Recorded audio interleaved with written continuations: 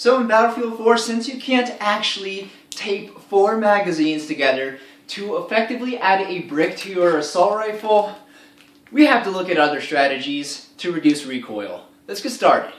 Alright guys, I'm going to switch over to live commentary so I can hopefully finish everything in one take. I'm on the carrier at the start of Rush on Hainan Resort, and the starting point for all my firing demonstrations is going to be the edge of the staircase and the railing, and I'm just going to mag dump into the wall without doing anything special with my mousing hand, so pay attention to what I do with my mouse as I'm doing all these firing demonstrations.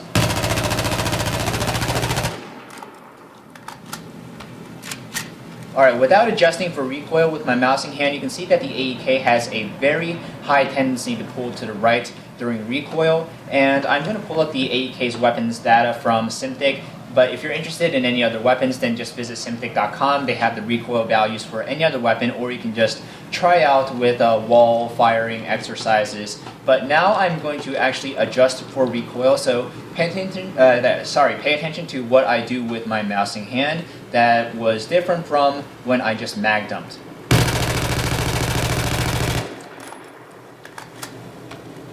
Alright, so we have a much more consistent spread even though I was firing from the exact same position. So in trying to get my shot spread a lot more consistent than when I just mag dumped without controlling my mousing hand, all you have to do is pull in the opposite direction that you know that the gun will kick. So if you know that your gun is going to kick highly to the right, then you would just pull your mouse strongly to the left. So I'm just going to go starting from the same location, and I'm going to go and shoot at the wall again.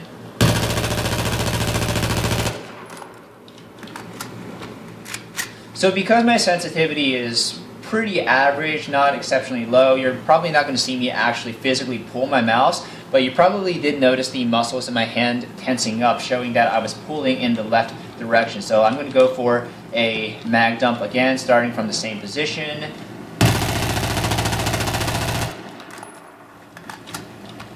There you go, so your bullets are walking all over the place if you're not controlling for recoil by pulling in the opposite direction that you know your gun is going to kick. If you're using a console controller, it's the exact same concept.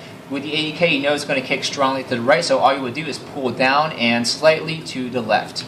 Alright, I'm in the same firing position now. I had hoped the bullet holes would disappear, but apparently my graphical settings are a little bit too high. Ha ha ha. But now I'm going to demonstrate the difference between tap firing and just controlling for recoil. So I'm going to be tap firing to the left of this pattern in the middle, and I'm going to be controlling for full auto in the pattern to the right of the pattern in the middle. Alright, let's do this.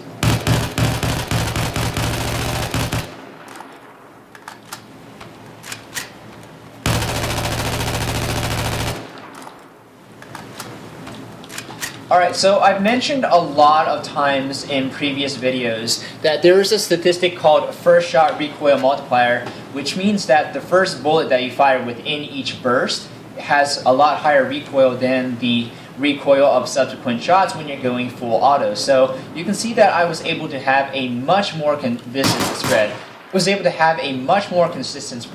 While controlling for an entire mag dump instead of just tap firing, because the high first shot recoil multiplier would kick in, my muzzle walks all over the place. Is that laser misaligned? No, the laser is actually in the middle of the crosshairs. Now I remember earlier in Battlefield 4 the pistol lasers would be aligned way over to the left. Actually it is still kind of leftward when idling, but I'm getting distracted.